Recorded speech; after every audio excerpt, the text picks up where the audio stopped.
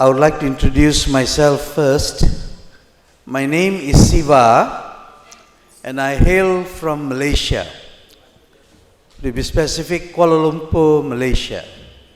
And I'm very thankful to the organizers of this seminar, conference, right, for inviting me to deliver a talk, or rather intellectually, on the political history of the country that I come from, Malaysia. Basically, I'm not actually a native of Malaysia. You see, what happens is, to give you a very brief account of my background, my ancestors are from Kerala, India. Anyone from Kerala here? None? Okay. Anyway, my late grandparents, they migrated to Malaysia, or what it was called those days, Malaya. I think you're familiar with that term, right? Malaya.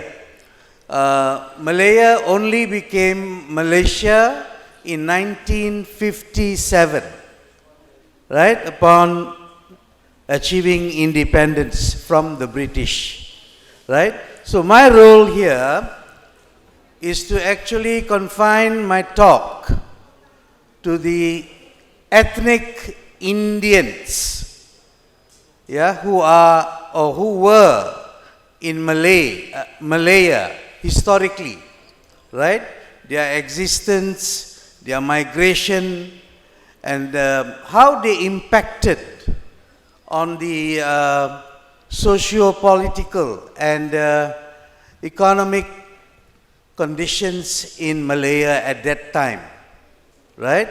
So, since it is a very wide scope, so I thought that it would be wise for me to only confine my talk, on the subject, of the Indians in Malaya, starting from the 1400s, right? 1400s, that is when the existence of the Indians from India came into play, right? So, I will end in the year 1957. 1957, because that was the year Malaya achieved independence from the British colonials. So, the focus of the talk that I'm going to deliver would be what was the kind of predicament of the Indian ethnic or the Indian community, right, prevailing during those times. So, but before that, may I respectfully wish you all a very warm welcome, That is very ethical to do that. And the organizers and the speakers, thank you so much for your presence, your support, your encouragement of allowing me to deliver a few facts on what I can deliver within the confinement of 15 minutes or 10 minutes. Is that right? 10, 15 minutes. Yeah, okay, because I was supposed to talk, I think at 4:30, the schedule. But suddenly, I was called to the stage to deliver my rumblings, I think, So let me begin by saying that Malaya is historically a Hindu-Indian land before it became what we call the Malay archipelago, right?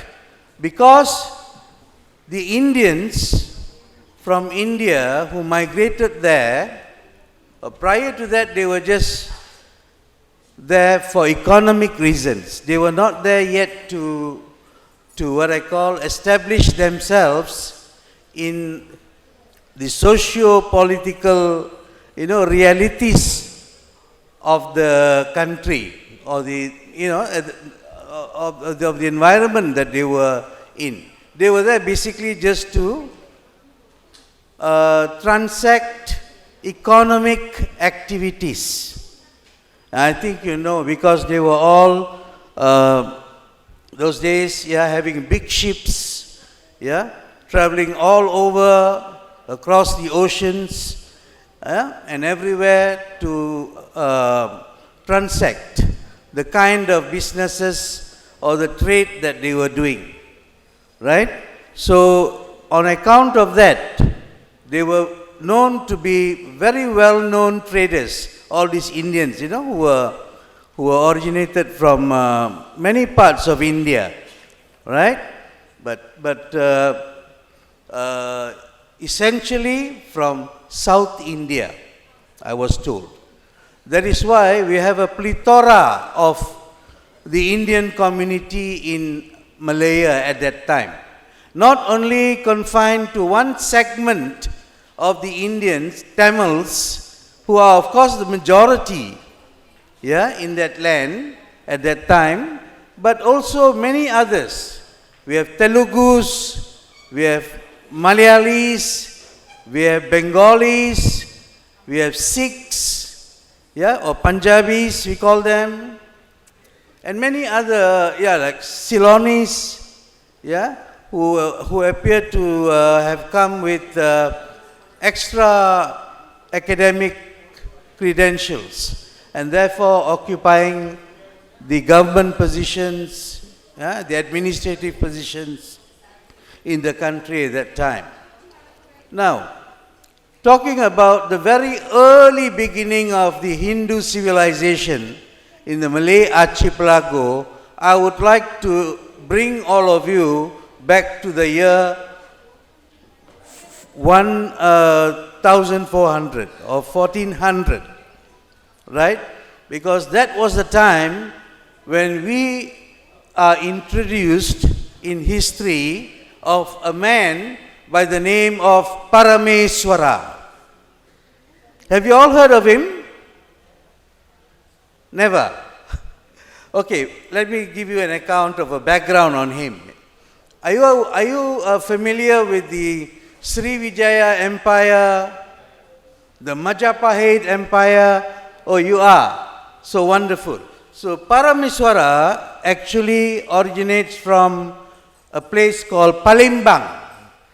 And Palembang was under the Srivijaya dynasty, who was ruling Sumatra at that time in Indonesia.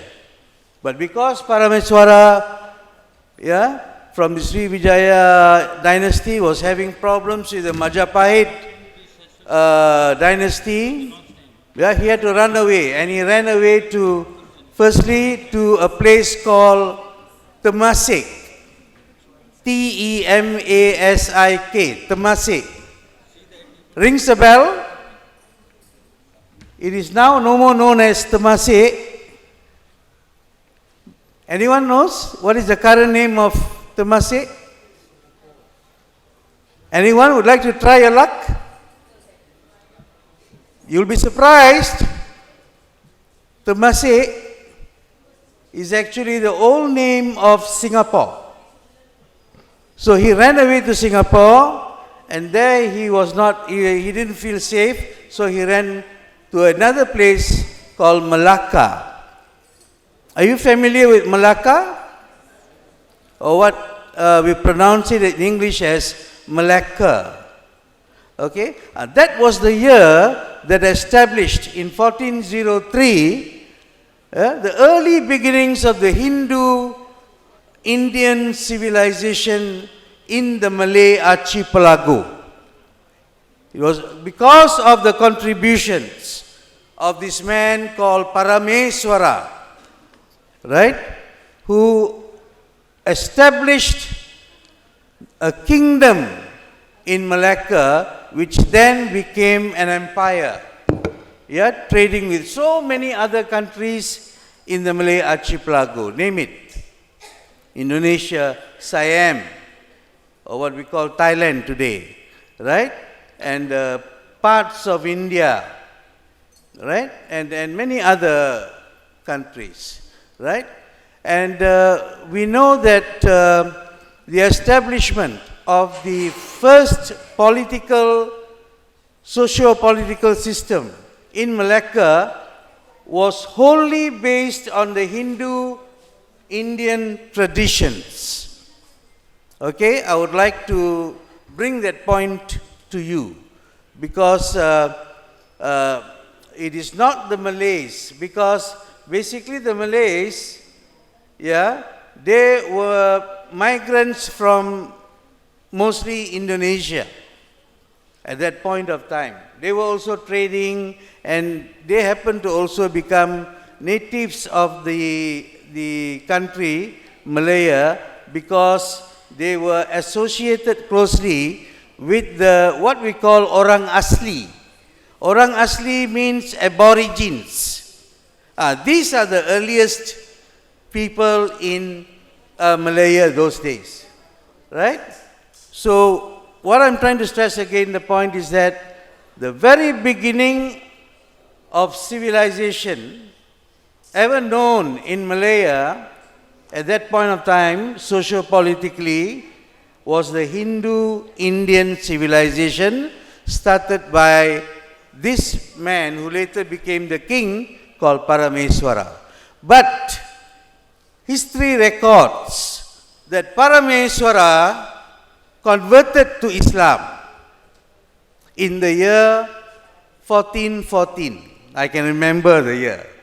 That was the turning point, the changing point, where we see the Hindu, of course, the Buddhists as well, the Hindu-Buddhist civilization slowly diminishing, into the background and being replaced by a new tradition in the land called Islam, right? So this is something that you must be very clear of, and it all happened because Parameswara converted to Islam in the 1400s, 1403, and became a Muslim. And his Muslim name was Megat Iskandar Shah. So the very word Shah, I think you know the connections. Shah are all connected to Islamic traditions. So what I'm saying is, even though that was the scenario, but Parameswara still retained the socio-political system in his kingship. So we find the hierarchy of the palace, right? What we call the istana, right? The palace, right? Was solely based on the administrative system taken from the Hindu-Indian civilization. He calls himself Raja. We all know Raja, right? Raja is the king, followed by other officials called Shabandar, Laksamana. I think you are familiar with all these terms, right? So I will not go very deeply into that, because my idea here on this point that during the early beginnings of the Indian Hindu civilization in Malay archipelago was something that originated from the Hindu traditions. I just want to let you know that. Okay? So of course Parameswara established diplomatic relations with other countries nearby, and slowly the sphere of influence, in Malacca, what I call, was multiplied in other neighboring states in the Malay archipelago. Or may I also say and introduce the Malay Peninsula, right? So when I say that it was very strong, I mean the influence, the traditions of the Hindu-Indian civilization, I will just give you one example. The language thing. Yeah? Almost 2/3 of the Malay language, yeah, that we know today, right, is actually borrowed from the Indian Hindu language of Sanskrit. So you will find a lot of Sanskrit words being borrowed and assimilated into the Malay language. So that is another point that I want to make it clear. Yeah? When we are talking about the magnificence of the Hindu-Indian civilization, we must be aware of all these things. Okay? All these facts, what I mean. So moving on to what was important, right? Because my time is short, but I'm trying to impress upon you that the early beginnings of the Hindu-Indian kingdom in the Malay archipelago, yeah, that is my focus here. But of course, I want to move on very quickly. You know, upon the arrival of before that, I must also mention on the literature aspects of it, the religious aspects of it. Yeah? Even though Islam was professed, yeah, but it was just skin deep. That's about it. But still, they were still very strongly attached to the Hindu-Indian civilization of looking at it. So literature-wise, for example, the Ramayana and the Mahabharata was already introduced into the Malay culture, Malay Islamic culture at that time. Yeah? So these texts were used as texts that guided the socio-political livelihood, or rather the day-to-day aspects of living of the people at that time. Right? Not only that, Ramayana and Mahabharata, I also would like to bring to your attention the religious Vedas. As we know, the Rig Veda, Sama Veda, Yajur Veda and Atharva Veda were also strongly introduced at that time and became the norm of guidance for the people of that time. Even though Islam was professed, but it was not really very deeply professed. Yeah, the influence of the Hindu-Indian civilization, yeah, was very strong, religion-wise. Right? We also have other texts like the Puranas, yeah, the Smritis, the Shrutis, name it, Upanishads, right? What else? What else? So many other Indian prominent texts were all slowly, translated, yeah, so that it can also be followed by the local people there at that time, yeah, the dominant Malays, yeah, who was also very interested in arts and literature. So much so, one example is the wayang kulit. Are you familiar, wayang kulit? In English, it is called shadow play. Shadow play is very prominent here, right? Especially in Odisha. I think, if I'm not wrong, Odisha is the origin for these shadow plays. But they were very much practiced, yeah, in the Malay land at that time. Yeah, because they were translating the Ramayana epic stories, yeah, the Mahabharata stories, yeah. They already know the Pandavas, the Kauravas, the Kurukshetra war, whatever there is. They are already familiar with all that. But I want to say that the facts were being localized.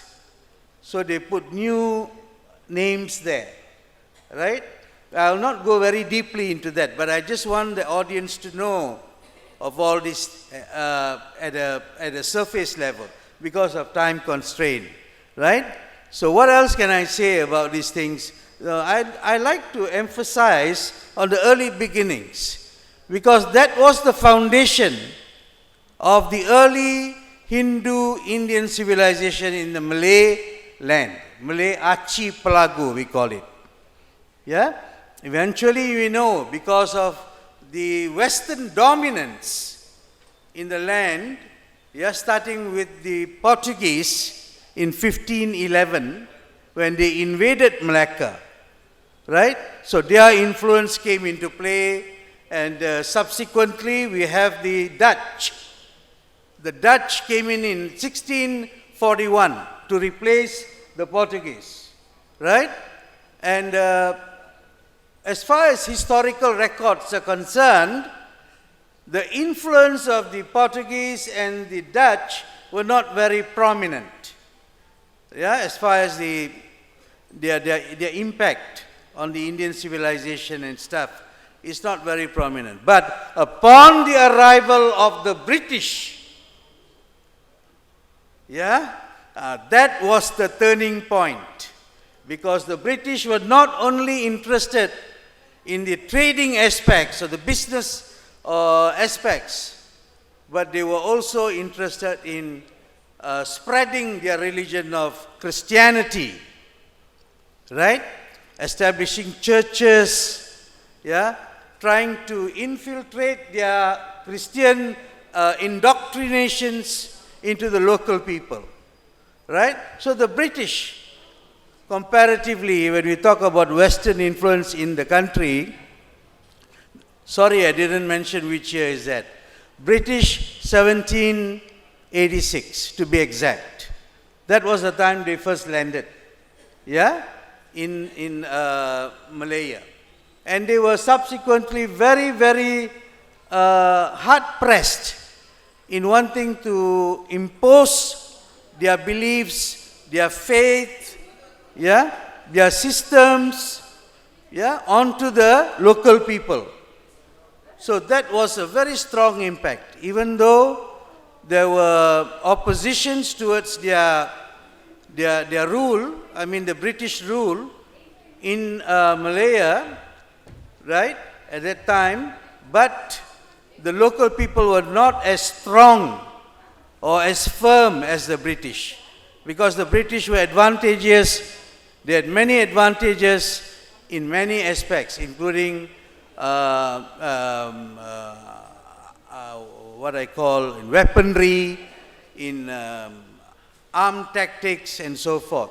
So we find that the British very strongly influenced Malaya from the 1700s until Malaya achieved independence from the British in 1957. So what I want to say is the British imposed their social and political and economic systems onto the people of Malaya at that time, Indians included, right? Indians were the most happy community to work closely with the British at that time. Why do you think this is so? Because at that same time, India was being ruled by the British. So you know the connection. So you know the vibrations. It was easy to rule the Indian community. I know this because my grandparents themselves, in fact, they migrated to Malaya in the late 1700s. So you can understand, I'm the fourth generation in that country, right? So I know very well how they were made to, if I may use the word assimilation, the process of assimilating one particular race into following or observing another race's norms, cultures, traditions. So this is exactly what has happened. All the churches were established to convert the Indians who also, once again, very happy to convert to Christianity. Yeah, because of certain privileges that they could get upon conversion, right? And that was the beginning of us there having Indian Christians, right? So this is something that I want to say, and owing to the process of what we call proselytization, right, which was strongly implemented in that land at that time, because the British, they had a lot of funds to give away this and that, privileges, and also they managed to gather a lot of Indians to become, or rather to be converted to Christianity, right? So, cutting the story short, the Indians at that time were a working class, just a working class, mere working class at the lower brackets.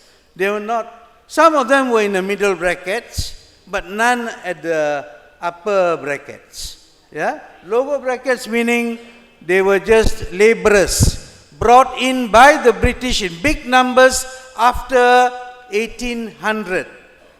I want to put that to you. Why?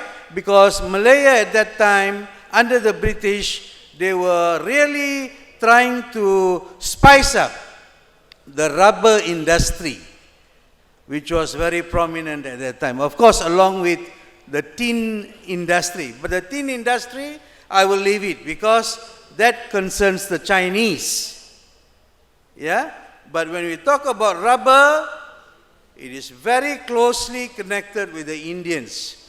So I just want to tell you that the sacrifices, the blood, the sweat, the tears of the Indian community at that time, who came in, who were brought in, some forcefully, right? Some in deceit, right?